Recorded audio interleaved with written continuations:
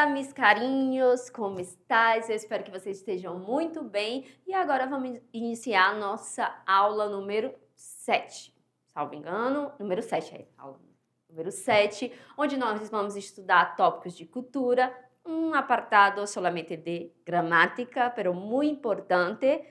E vamos fazer a nossa volta pelo mundo, conhecer um aspecto cultural de culinária de um desses países latino-americanos, não é mesmo? E aí, vocês estão conseguindo fazer as atividades? Como é que tá? Não pode ficar com dúvida, manda. Eu sei que são atividades que nós estamos, tá bem nivelado para vocês.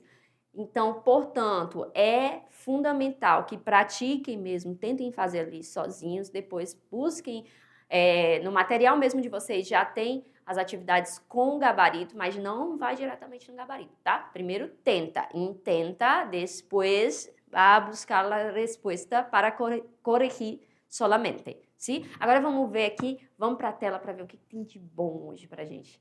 Nós vamos estudar o verbo ir, mais o ar, mais o infinitivo, que se chama perífrase de futuro. Então, a gente vai ver que existe essa estrutura no espanhol para se falar no tempo futuro. Indicadores, indicações para ligar a um lugar. Ou seja, no nosso momento de conversa, a gente vai aprender hoje como direcionar alguém ou até mesmo escutar uma orientação e compreender.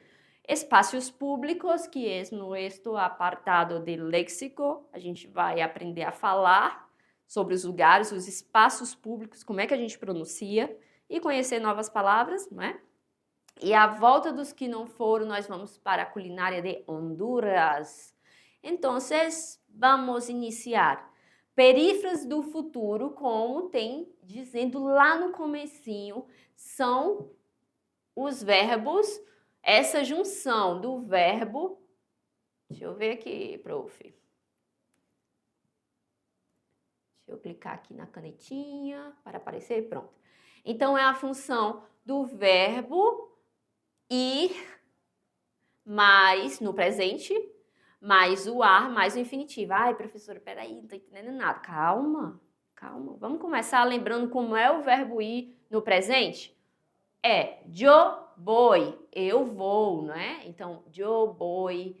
A segunda pessoa, vas. A terceira, va.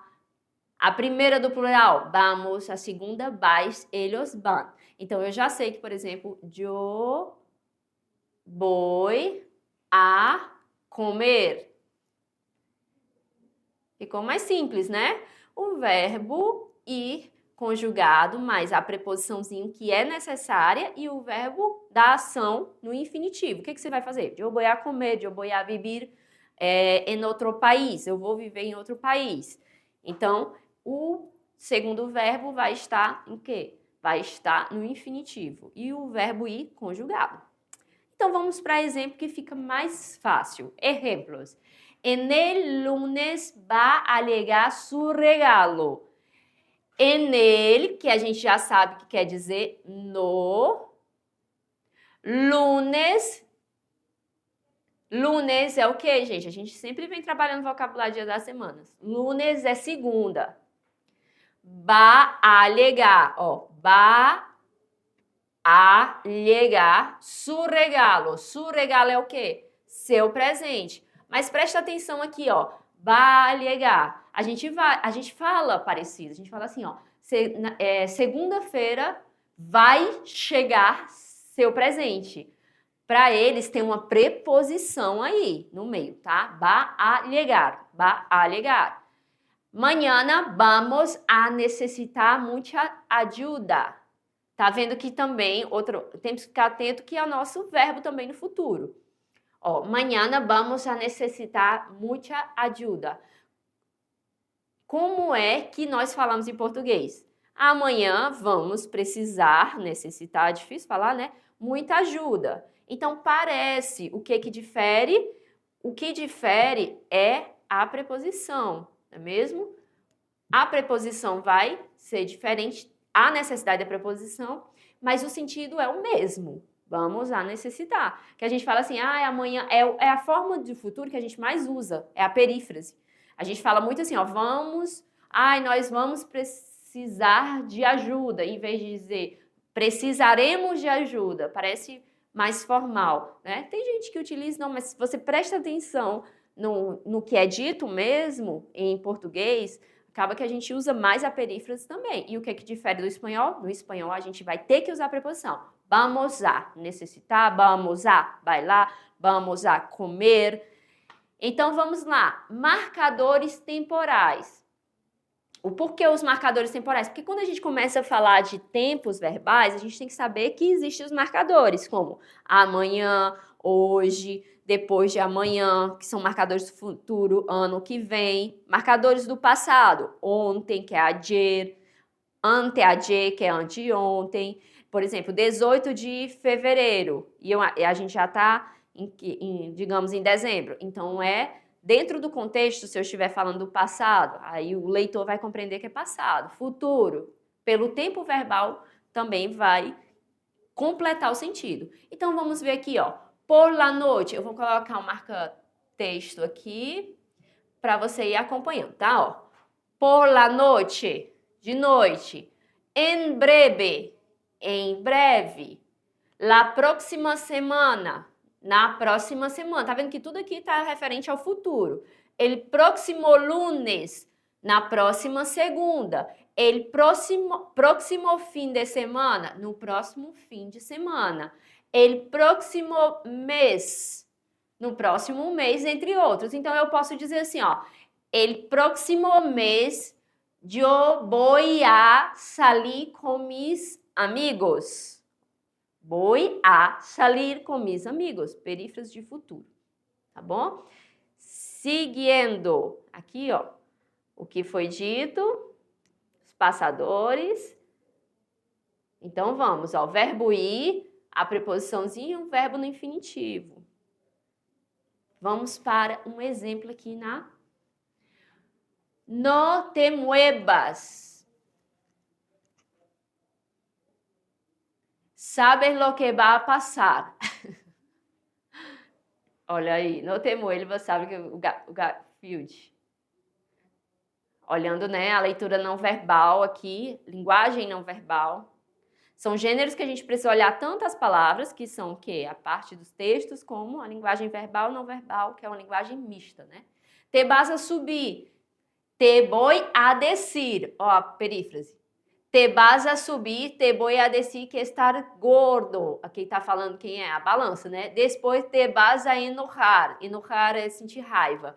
E me vas a patear, que é bater. Aí ele olha e diz, bueno, empezamos outra vez.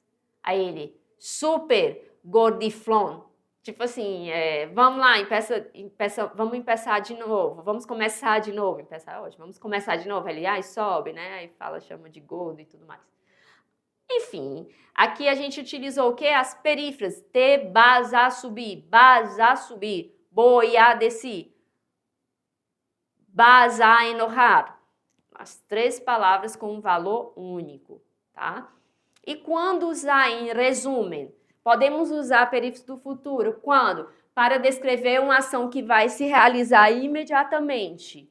Hoy voy a ordenar mi casa. Imediatamente pelo marcador temporal, né? Hoy que ainda faz relação com o presente.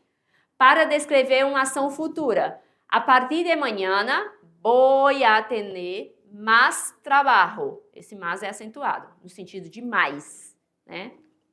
Advérbio de quantitativo.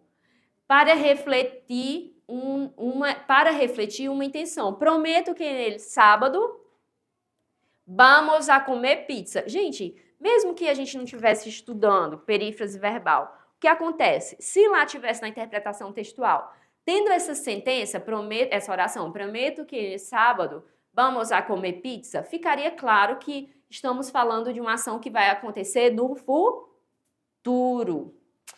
E chegamos agora ao momento que conheceremos los nombres, ¿sí? Los nombres de los estabelecimentos, dos lugares. Vocês já sabem, inicialmente, se apresentar, não é? Dizer seu nome, dizer quantos anos você tem. Agora a gente vai para essa parte lexical, tá? Então, aqui, universidade, que quer dizer universidade. Tá claro, né? Esse Dzinho, deixa eu botar vermelho aqui. Esse Dzinho, quando as palavras terminam nesse D, você vai, é como se fosse um som interrompido, sabe? Universidade. Não dá para ler só até o da e esquecer o último D, tá, gente? Universidade. Não. Universidade. O Dzinho tem que ser pronunciado também, o último D, que é como se fosse só um toquezinho assim na língua. Universidade. Muito bem. Agora vamos lá, seguindo. Teatro, comigo. Teatro. Restaurante. Restaurante. Tá vendo? O Azinho não é restaurante. Ó, eu tô forçando, óbvio, né? Mas é para mostrar como no português a gente nasaliza. Restaurante. Restaurante. ¿Sí? Y la R es vibrante, restaurante. Siguiendo, policía, policía. Ó, o acento. Aqui se chama heterotônico. Por que heterotônico? Porque no português, hétero diferente, tônico é a tonicidade. No português, o som, o tônico é polícia, né? Ah, lá vem a polícia. E para espanhol é policía. Seguindo, supermercado. Perfeito. Ayuntamiento. Hospital. Ó, o exemplo do que a gente viu na aula retrasada. Uma palavra terminada em L. Hospital. Hospital. Lembra que eu falei para vocês colocarem a língua assim na punta de los dientes? Então, hospital. Vocês agora. Perfeito. Seguindo, museu. A gente, em português, na fonética, a gente faz assim, ó, museu. Tem algumas palavras, não em museu, porque, ok, mas tem algumas palavras que são escritas com o, que a gente muda só o som, né? E aqui não é, eu vou pensar em alguma palavra que em português a gente faz essa alteração, tá? Menino, menino. Por quê? Porque a gente escreve com o, esse é um exemplo correto, porque a gente escreve com o, mas pronuncia com o. Ixi, professor, então tem que falar menino. Gente, é uma variação da fala, né? Tem gente que fala o menino, menino, eu falo menino, eu troco logo o E pelo I, e, óbvio, dependendo da situação, do monitoramento da situação que eu estou falando. Mas acontece. Agora, por que você está falando isso? Porque em espanhol não tem, tá? Se está escrito com la O, então você se lê com la O. Museu, livraria, olha ali, livraria, correio, correio, escuela ou escuela, onde vocês estão. Iglesia, igreja. Como é que eu digo igreja? Iglesia. Vamos para mais. Bar, panaderia, heladeria, onde você vai tomar um helado, ou seja, um sorvete. Que mais? Cine. Deixa eu escrever aqui, ó. Cine. Saiu assim, mas não tem acento não, tá? É porque tá meio quadradinho. Cine, de cinema. Carniceria. Sapataria, onde você vai comprar carne. Gasolineira. Peluqueria. Hotel. Hotel. Bombeiros. Ó, é o lugar. Bombeiros, tá vendo? Não é a pessoa, é o bombeiros. É o lugar. Tienda, o que é tienda, professora? É uma tenda? Não, tienda quer dizer uma loja. A palavra loja se chama tienda. Uma tienda de comidas, uma tienda de roupas. Banco. Como é que eu digo banco em espanhol? Banco. Perfeito. Vamos seguir. Então, nos espaços públicos, temos semáforo, semáforo, viaducto, viaducto, rotonda, que ó, a gente tem muito aqui em Porto Velho, né? São as rotatórias. Cloaca, ó, cloaca, acera, parada de autobus. Sim, gente, autobus é o quê? Ônibus. Eu sei que vocês ficam pedindo aí para o professor de espanhol falar o outro termo só porque é um falso amigo, né? Aí fica aquela gaiofada aí na sala de aula. Pero hay esta opción autobús ou ônibus. Seguindo, temos puente. Como é que eu digo ponte? Puente. Aqui, o diptongar do espanhol. Puente. Bifurcação, bifurcação. Cruce, cruzamento. Praça. Como é que eu digo praça? Tem C cedilha em espanhol? Tem, meu povo? Sim ou não? Não tem C cedilha em espanhol. Então, plaça. Tem o som do Z em espanhol, aquela abelhinha? Deixa eu voltar aqui, porque eu acho que você já está com saudade do meu rosto, né? Aquela. Aí todo mundo, não, professora, a gente pode continuar lá na tela. Gente, só para lembrar de alguns aspectos fonéticos que eu falei agora. Tem o sonzinho de abelha? Existe esse som ZA em espanhol? Quando a gente viu lá o alfabeto, foi dito. Não, não existe. Então, se a palavra está escrita com la Z, com o Z, a gente vai ler como se tivesse o SS. Então, plaza é uma forma de hablar, pero hay também la plaza. Sabe aquela linguinha entre os dientes, assim para fora? Plaza. É uma opção para ler as palavras e falar as palavras que tem la Z, que é o quê? O Z, tá certo? Outro ponto que eu falei, a bifurcação. Esse são, nosso bifurcação, também não vai ter no português. Ou no espanhol. Não vai ter no espanhol. Tem no português e não tem no espanhol. Então, bifurcação, generação, são as palavras que vão ser terminadas em sion. E túnel, como a gente vai ver agora na tela, o Lzinho no final. Toda vez que a gente estiver vendo vocabulário, eu faço questão, e a prof também, prof Tainá, de falar de fonética, para vocês sempre irem tentando falar depois de mim, tá certo? E hay que ser sinvergüenza. Não pode ter vergonha de falar uma segunda língua, tem que ser cara de pau, cara dura, tá? Para tentar e assim você vai aprendendo, beleza? Vamos para a tela agora.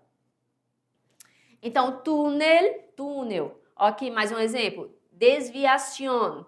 Miração para espaços públicos. Então, essas palavras que a gente estudou, elas são termos que a gente precisa utilizar para dar uma orientação. Estão no lugar, não é? Ah, se queda cerca de la iglesia. Ah, eu vivo cerca ou lejos. Cerca quer dizer o quê? É um falso amigo. Cerca quer dizer próximo. Lejos quer dizer o quê? Longe. Então, a gente precisa desse vocabulário para falar sobre os lugares, né? Localização. E hoje vamos caminhar por Honduras. Olha que bonitinho. Aqui a gente vê frijoles, mais uma vez. A gente vê, olha, pimenta. Que mais? Que sempre aparece. Aqui tá faltando o milho. Vamos ver se vai aparecer milho aí nas receitas. Tem banana também, tem as massas. E seguindo, vamos ver assim uma descrição rápida. A rica culinária de Honduras é uma verdadeira celebração de sabores autênticos e tradições gastronômicas. Dos aromáticos tamales às reconfortantes baleadas, ou seja, dos tamales às baleadas, cada prato conta uma história de paixão pela comida e uma ligação profunda com a cultura local. A diversidade de ingredientes, desde caracóis exóticos até o básico arroz e feijão, reflete a riqueza da terra hondurenha. Eu procurei os pratos de caracol, aí como a gente sempre tem que ter, né, o respeito e o cuidado com a cultura do outro, para evitar reações inapropriadas, eu não coloquei, mas vocês podem procurar, porque pelo menos para mim visualmente ficou estranho, né? Estranho, mas com todo respeito, afinal é a cultura do outro país. A diversidade de ingredientes, já foi os caracóis exóticos. Ao explorar essa cozinha única, os amantes da gastronomia mundial são transportados para uma jornada sensorial, onde cada mordida é uma descoberta de novos aromas e texturas. Honduras não é apenas um destino turístico, mas um banquete de experiências culinárias que cativam e encantam. Olha, a gente já viu muito próximo, mas com certeza tem uma diferença aí no fazer e no tempero. Muda de uma pessoa para outra, imagine de um país para o outro, né? E o nome baleadas. O que é isso, prof? Originárias, ó, é de lá mesmo, de Honduras. As baleadas são tortilhas de farinha recheadas com feijão, queijo, creme e muitas vezes abacate. O abacate, vocês sabem, né, gente? Que eu não sei se em outro, é porque eu tenho medo de ser radical e dizer que em outros lugares não se come doce, mas eu sei que na maioria dos outros lugares o abacate é servido como um prato salgado, né? Você usa ele ali, você com guacamole, por exemplo, leva cebola aqui com queijo e carne. E aqui no Brasil muita gente come ele, inclusive eu, né, com leite em pó, com açúcar, então a gente serve mais assim ele no doce. Esta combinação é simples, mas deliciosa. É um lanche popular em todo o país. Yuca com chicharrón. Chicharrón. Yuca frita acompanhada de carne de porco desfiada, que é o chicharrón, é uma iguaria popular em Honduras. A combinação de texturas e sabores torna este prato irresistível. Tá aí mais uma dica para vocês buscarem. E olha aqui, gente, esse daqui eu fiz questão. O que difere do nosso? A cultura, o nome, a forma de fazer. Mas aqui é o nosso clássico o quê? Afinal, somos latinos. Nosso baiãozinho, nosso baião de dois. Como é que vocês chamam? Tem um nome diferente aí para vocês? Não, né? Baião de dois. Já para eles, ó, casamento. Eu achei ótimo esse nome, casamento. É uma mistura deliciosa de arroz e feijão fritos. Só que frito, né? O casamento é frequentemente servido com acompanhamento em Honduras. A combinação de grãos e temperos proporciona um prato simples, mas cheio de sabor. Ai, gente, delícia, né? Ah, eu já ia falar assim, ó, só o ovo. Tá aqui o ovo. Eu ia falar, tá faltando o ovo, mas tá aqui o ovo. Então, este é o casamento perfeito.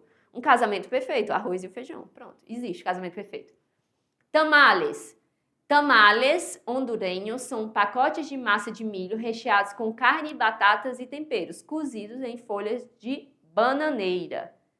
Outra delícia. Parece a nossa pamonha, só que a gente é assim, né, o formato. Só que a pamonha ela é o quê? Doce. Aqui não. Aqui é servido com carne, batatas e temperos. Existo, mis carinhos. Com água na boca, a gente finaliza como em todos os nossos encontros. Afinal, nesse primeiro ano, a gente está vendo esses aspectos culturais da culinária desses países que são países hermanos. Portanto, a gente vê muitos pratos que são próximos, mas cultura sempre vai ter um aspecto que identifica ali o local, não é mesmo? E sexto, é sempre um prazer estar com vocês. Um beijo e um abraço para os professores que estão aí, são nossos parceiros, estão sempre conosco, tá? Hasta la próxima!